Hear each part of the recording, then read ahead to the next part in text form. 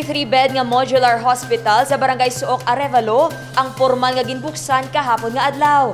Kag Iloilo City ginatanyag ang mangin esports capital sang pungsod Pilipinas sa tuig 2023. Bukas na para sa mga Ilonggo ang 33-bed modular field hospital kahapon nga adlaw Enero 27. Ini ang formal nga ginbuksan sa publiko agod magserbe sa COVID-19 patients nga nahamtang sa Barangay Suok sa distrito sang Arevalo. Ini ang natukod bangod sa koordinasyon sang Department of Public Works and Highways o kon DPWH, Department of Health o kon DOH, the Medical City kag lokal nga panguluhan agud matigayon ang pagtukod sa sini nga proyekto. Nagapasalig man ang alkalde nga kompleto na ini sa mga pasilidad kag mga medical technician. Agud masigurado ang kalidad nga serbisyo sa madasig nga pag-ayo sa mga pasyente. Isa sa mga programa sang alkalde amo ang Wheels Inclusive Development nga amo ang welfare, health, education, environment, livelihood kag sustainability. Madamo na sa mga pasilidad kag ospital ang ginpatukod sang alkalde sa sini nga tuig. Magluwas sa modular hospital, mayara man sang uswag molecular laboratory, pagpatigayon sang libre nga swab testing sa La Paz Gymnasium.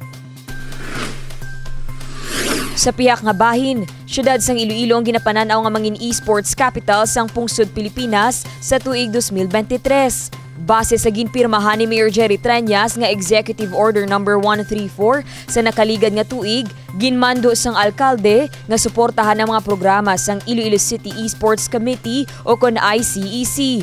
Suportado man ang iningalihok sang talatapan sang Iloilo City Sports Development Division Office. Our message sa youth naton, especially sa ka-engage sa esports is one way for us to hone our talents and skills.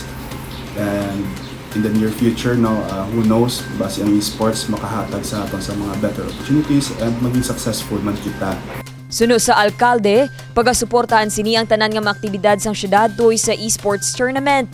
Apang kinahanglan sa gihapon nga sundo ng pag-obserba sang minimum health protocols.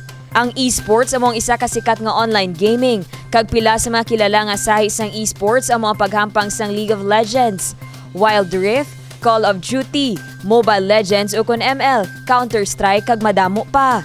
Sa subong ining nagaserbe nga kalingawan sang pila ka mga pamatanon kag iban pa nga esports player sa syudad. Ang paghiwat sang esports competition ang masami nga ginahiwat online kag sarang man malantaw via live stream. Dane Raffles para sa Level Up Patrol.